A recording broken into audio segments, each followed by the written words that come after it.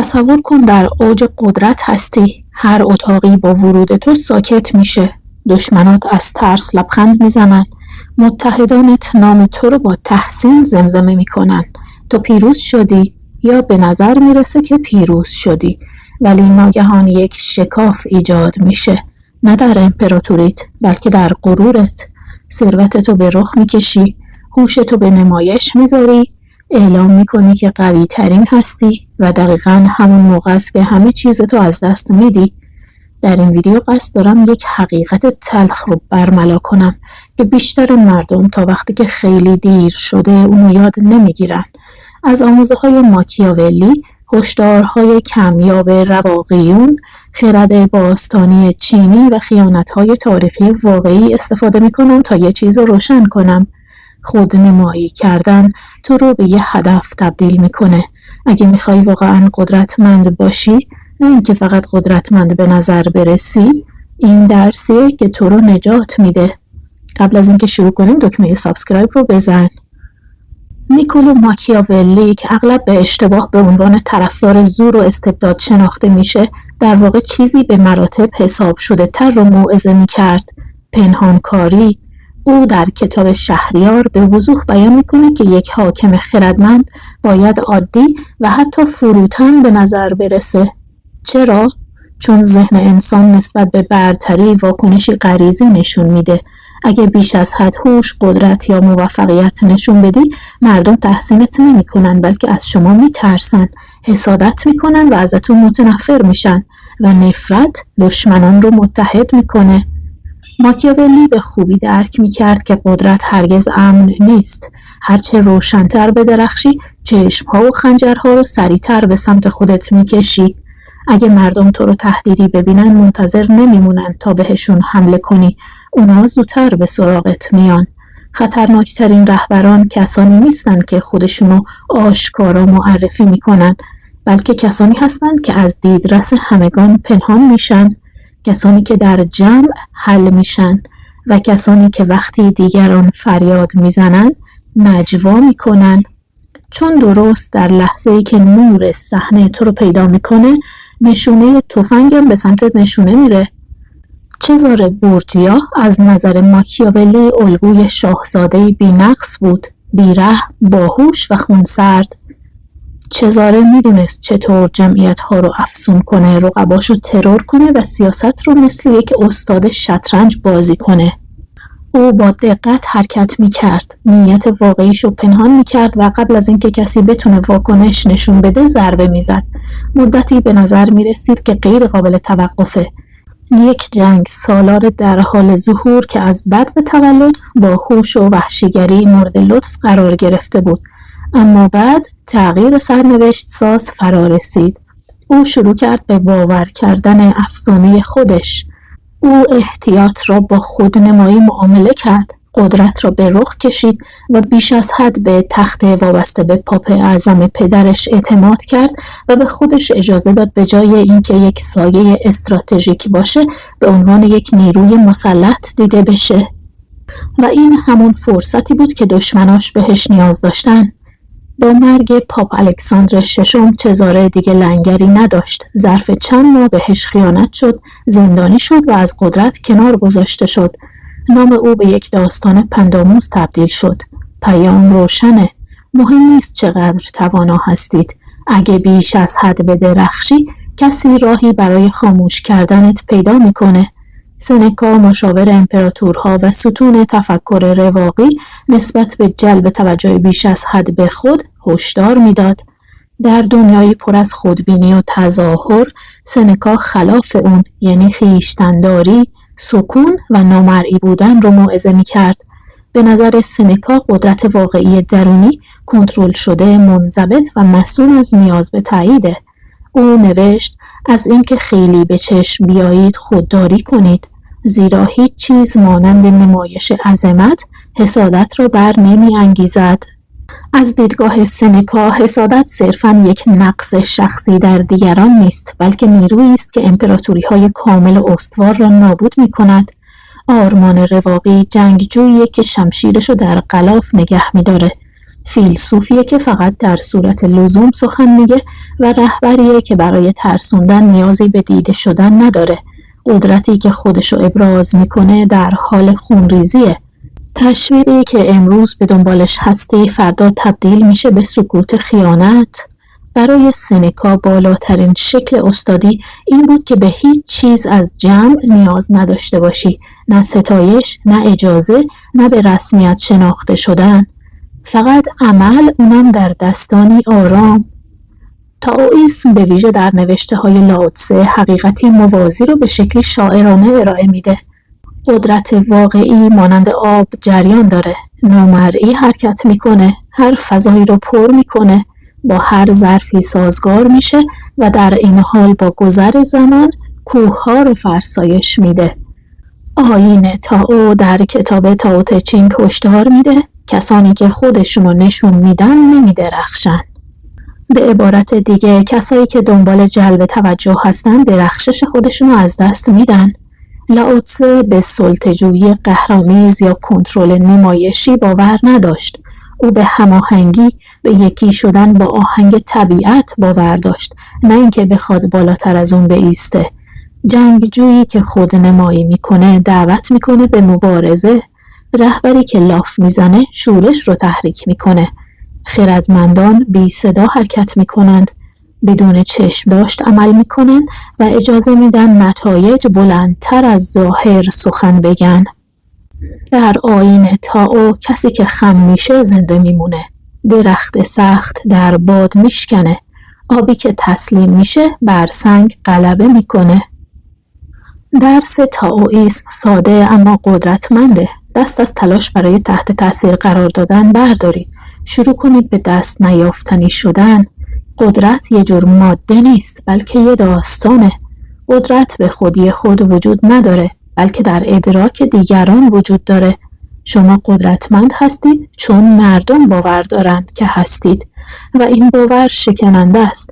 به محض اینکه مردم شما رو درک کنند، دسته‌بندی کنند یا شکل کامل توانایی‌های شما رو ببینند، شروع به مقاومت می‌کنند، تحلیل می‌کنند، نقشه می‌کشند، مقایسه می‌کنند و بدتر از همه شما رو هدف قرار میدن.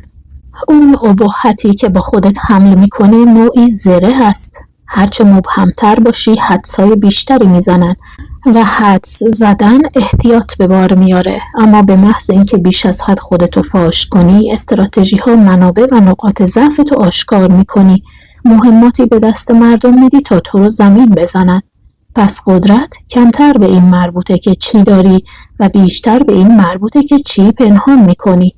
این یه بازی ظاهرسازیه، رقصی از سایه هاست. نامرئی بودن انفعال نیست، بلکه کنترل از طریق حذف کردنه. هرچه بیشتر ببینن کمتر در اختیار دارن. آلکیبیادس تجسم نبوغ افسار گسیخته بود، ژنرال درخشان آتنی، استاد سخنوری، استراتژی و اغواگری. مردان اونو تحسین میکردن، زنان اونو میخواستن، رقبا ازش میترسیدند، ولی بعد همشون اونو نابود کردن. چرا؟ چون آلکیبیادس نمیتونست جلوی خودشو بگیره. نبوغشو به رخ میکشید، همتایان کمهوشترشو مسخره میکرد، همسران مردان قدرتمند رو نه از روی عشق بلکه از روی غرور اغوا میکرد. فکر میکرد دست نیافتنیه، اما کاریزما بدون احتیاط بمبی ساعتی است. او از آتن تبعید شد، به اسپارت و سپس به ایران پناهنده شد و وفاداری‌هاشو مثل قماربازی که دنبال شانسش میگرده عوض میکرد. سرانجام حرکات نامنظمش دامنگیرش شد. تنها و تحت تعقیب در سرزمینی بیگانه ترور شد. نه به این دلیل که مهارت نداشت، نه به این دلیل که بزرگ نبود، بلکه به این دلیل که نمیدونست کی باید دست از نمایش برداره. نیاز او به مورد ستایش قرار گرفتن بلندتر از حس استراتژیکش بود و همین در نهایت حکم مرگش رو امضا کرد. کتاب هنر جنگ اثر سون تزو پر است از تاکتیک هایی که همگی به یک مضمون خلاصه میشن.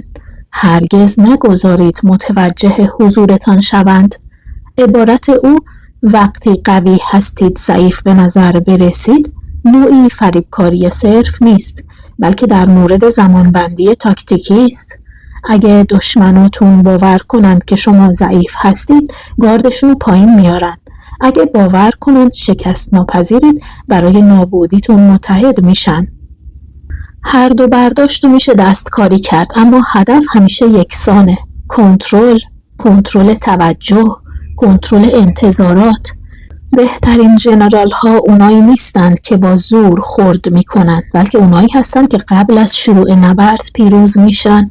و این فقط زمانی اتفاق میفته که تیغ خودتو پنهان کنی، دست خودتو ناخوانا نگه داری و ذهنتو تبدیل کنی به یک راز.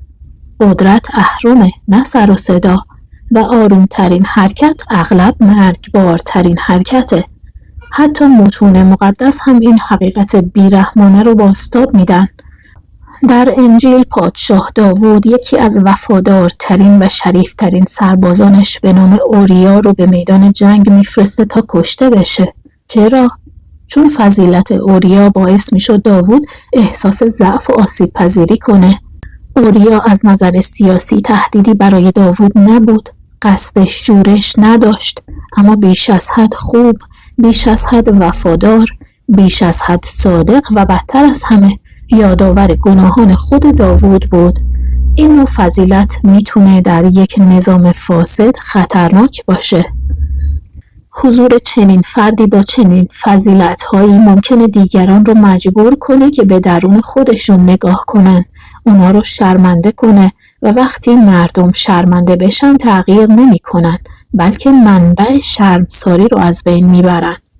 سقوط اوریا نه به خاطر شکست، بلکه به خاطر دیده شدنش بود. او در محیطی پر از دروغگو تبدیل شد به آینه و همین سرنوشتش رو رقم زد.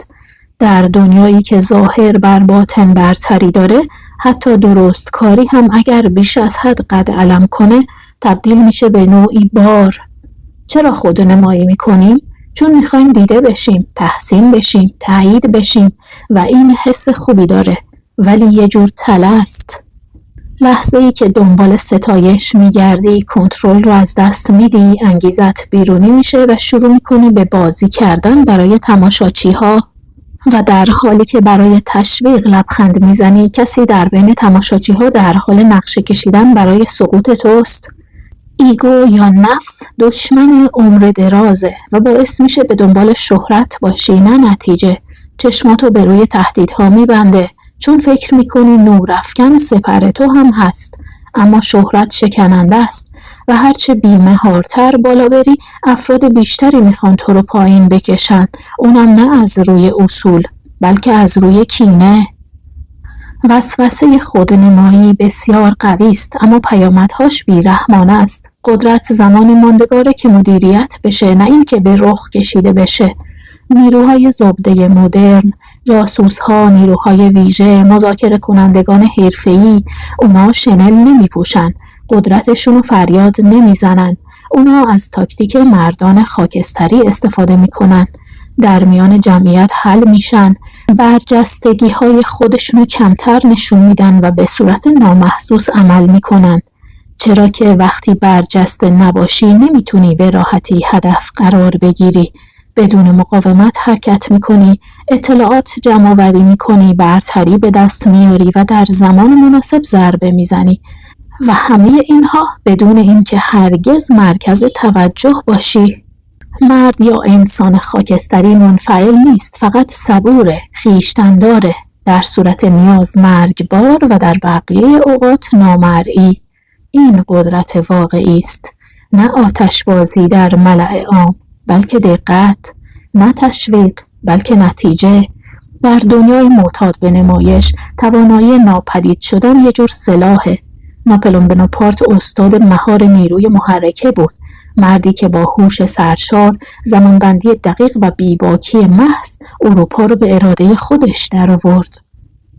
در اولین کارزارهاش شبیه یه جراح بود، سریع ضربه میزد، سبکبال حرکت میکرد و از مرکز توجه دوری میجست. او اجازه میداد پیروزیهاش به جای خودش سخن بگن، اما وقتی به قدرت جنگ انداخت چیزی تغییر کرد. ظرافت جای خودشو به نمایش گذاشت. او فقط امپراتور نشد، او خودش تاج رو بر سر خودش گذاشت و حتی تواضع نمادین تبرک شدن توسط کلیسا رو رد کرد. همون لحظه همه چیز رو به دنیا گفت. ناپلئون دیگه فقط یه ژنرال نبود، او یک نماد بود و نمادها به نابودی فرا می‌خوانند. او نتونست در برابر کشش میراث مقاومت کنه. او با جنگ‌های بیوقفه که هر یک خونین‌تر از دیگری بود به دنبال شکوه ابدی می‌گشت. اسپانیا خون او را ریخت، روسیه او را در هم شکست و واترلو او را به خاک سپرد. ذهن او تیزبین باقی موند، اما غرورش قضاوتش رو تیره کرد. استراتژیست به فردی خودنما تبدیل شد و تاریخ نورافکن رو نمیبخشه. تاریخ خودنمایی رو نمیبخشه. طبیعت طرفداری نمیکنه، بلکه با احتمالات بازی میکنه و در دنیای طبیعی احتمالات به نفع چیزها و افراد نامرئی است. درخشش دیده میشه. چیزی که در معرض دیده شکار میشه. داروین فقط بقای اصلح رو آموزش نداد، او بقای باهوشترین را هم آموزش داد. دم طاووس ممکنه باعث جذب جفت بشه، اما فرار کردن رو هم دشوار میکنه. یک قورباغه با پوست روشن ممکنه سمی باشه، یا ممکنه قبل از اینکه بتونه خلافش رو ثابت کنه کشته شده باشه. شکارچی‌ها خیلی سریع یاد میگیرن، الگوها تکامل پیدا میکنند. ماهی‌های پرزرق و برق، پرنده‌های پر سر و صدا، مارهای رنگارنگ، همگی در معرض خطر دیده شدن پیش از آمادگی برای دفاع هستند. تکامل دیده شدن رو مجازات میکنه، مگه اینکه با دفاع پشتیبانی بشه، و حتی در این صورت هم این یه جور قماره. موجوداتی که بیشتر از همه زنده میمونن اونایی هستن که در محیط حل میشن، خودشونو وفق میدن و آروم حرکت میکنن. در جنگل استتار فقط یه ویژگی نیست، یه فلسفه است. طبیعت به شبح پاداش میده، نه به فردی که در ملأ عام خود نمایی میکنه.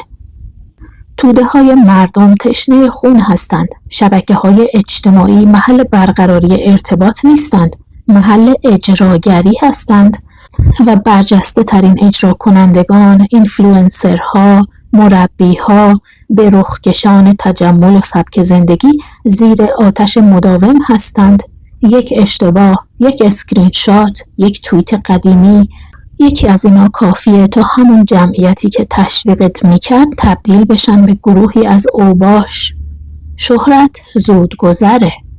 الگوریتم به دیده شدن پاداش میده، اما دیده شدن شمشیری دولبه است. توقعش بیشتره، تو رو وادار میکنه به اغراق، به تشدید، به جعل، تا اینکه یه روز حباب میترکه، تقلب برملا میشه، اعتبارها فرو میپاشن و تو طرد شده، مسخره شده و فراموش شده میشی.